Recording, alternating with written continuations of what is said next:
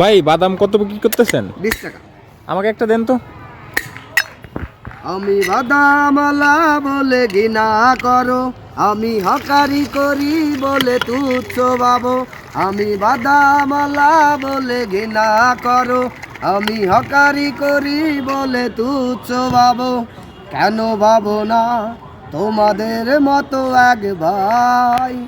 আমি বাদাম বেচে আমার জীবিকা চালাই, আমি হকারি করে আমার সংসার চালাই। কর্ম ছোট নয়, ধর্মের পথে চলতে হয়। সততার পথে চলতে গেলে কষ্টই আসবে জানি। আমি বাদামলা বলে ঘৃণা করো, আমি হকারি করি বলে তুচ্ছ ভাবো।